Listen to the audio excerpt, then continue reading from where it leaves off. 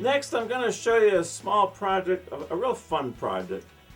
Salt and pepper shakers. Now this is an item that almost everybody uses every day. So, people are going to pick these up, they're going to handle them on a regular basis.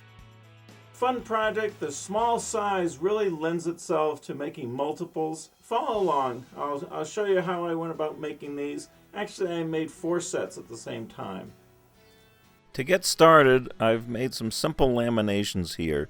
2 strips of holly with a piece of ebony in between, and 2 strips of ebony with a strip of holly in between. Those will be used to make my zigzag rings. I've also got some strips that will be used for cutting segments. First step is to get this zigzag rings made. So here I am cross-cutting at an angle of my choosing. This is probably about 25 degrees. And their width is probably a little under ½ an inch, somewhere around 0.40. Flipping every other one gives me my chevron pattern.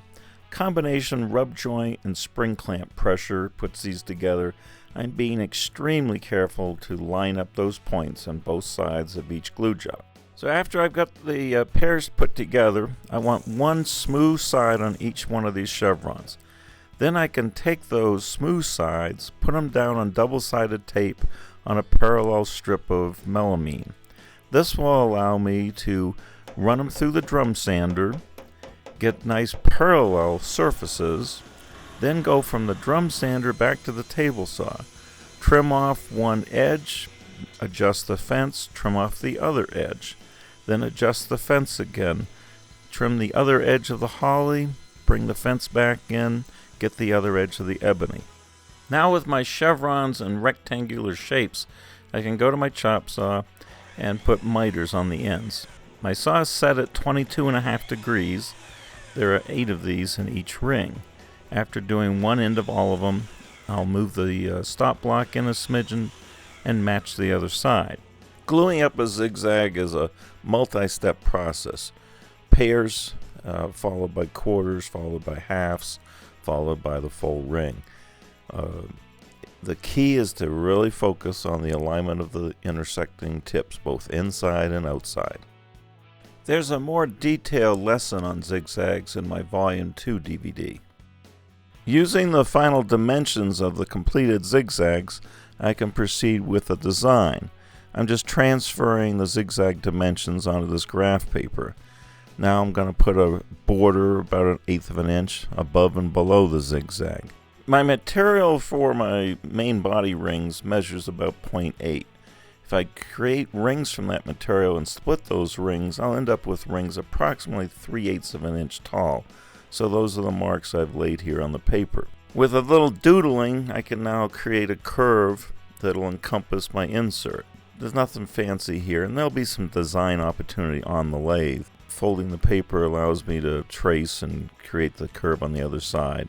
I've placed my insert there just to confirm my overall size. The inserts were purchased from Craft Supplies in Provo, Utah. Here I'm using my material to mark out the outside of each ring and to make sure I've got enough thickness to encompass the wall thickness. Numbering the rings is always a good idea. I've got some very short rings above and below the feature ring, and at the bottom about 1/8 of an inch. Those will end up being the same diameters as the rings that they're next to. Going through this process of multiplying the diameters times pi, dividing by 16, that gives me all my different ring segment lengths. You got to go through this process. This is a tiny turning. The accuracy of your segment lengths in a small turning is probably even more critical than in a large turning. Here's everything I need to go to work cutting up my segments, making my rings.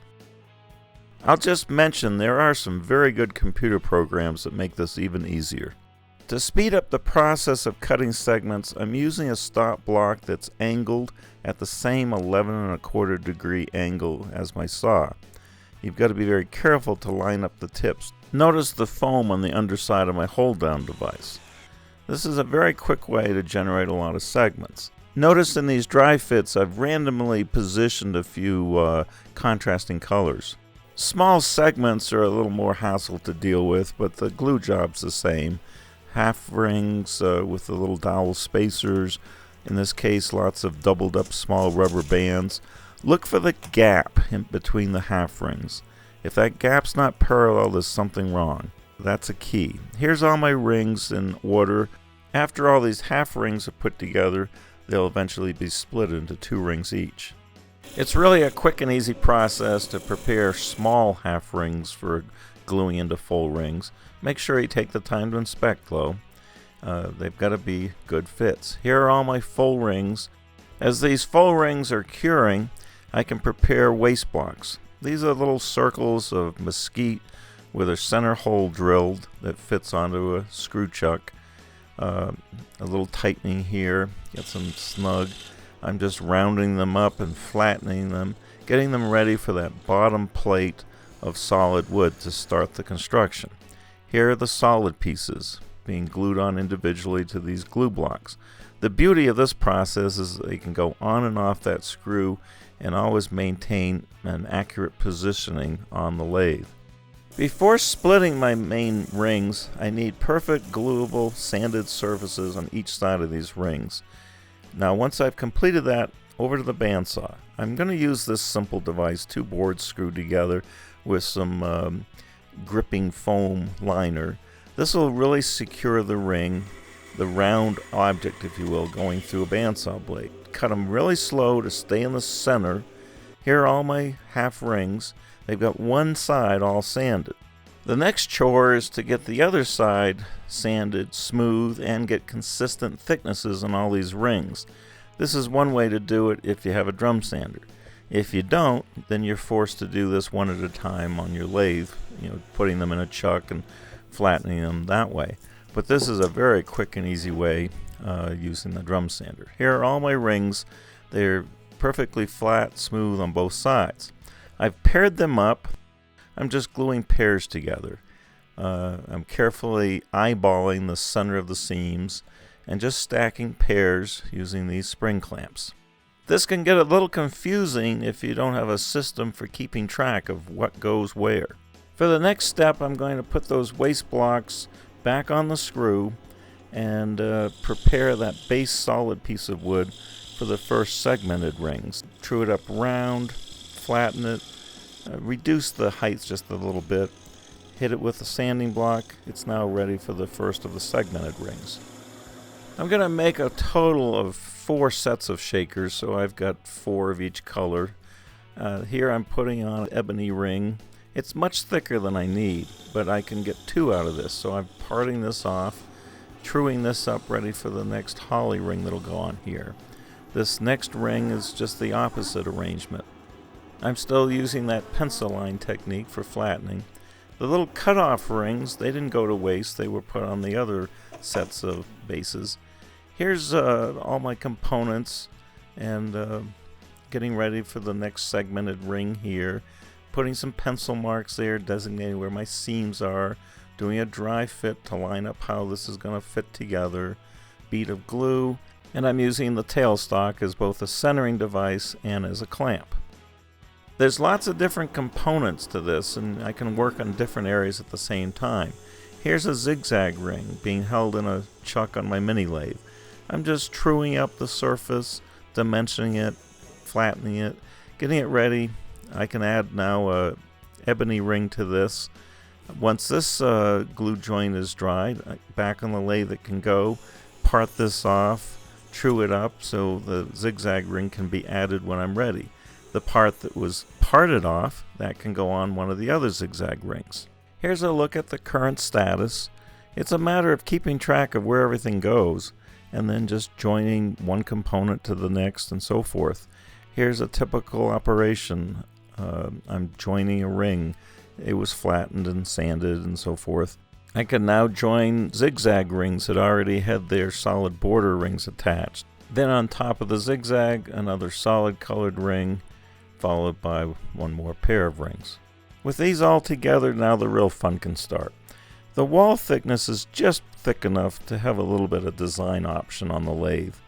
So it's a matter of going on the lathe and playing around with shapes.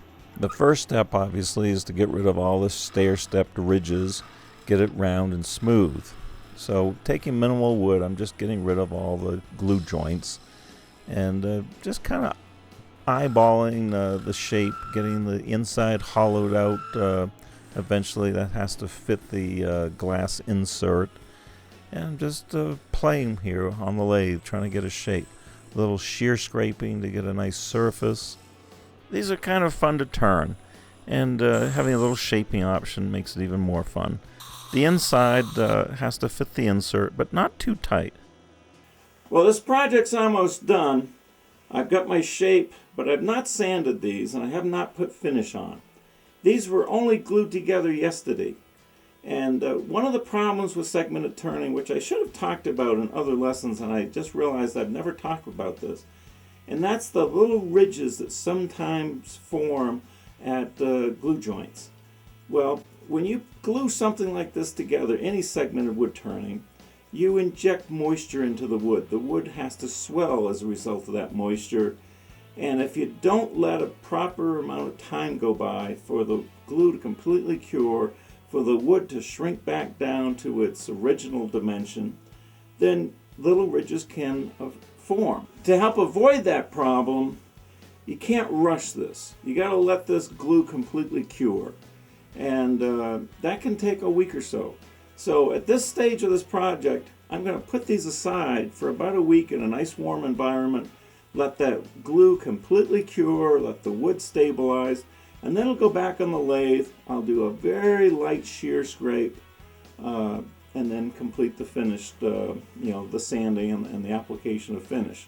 For the time being, I've got to put these aside for about a week.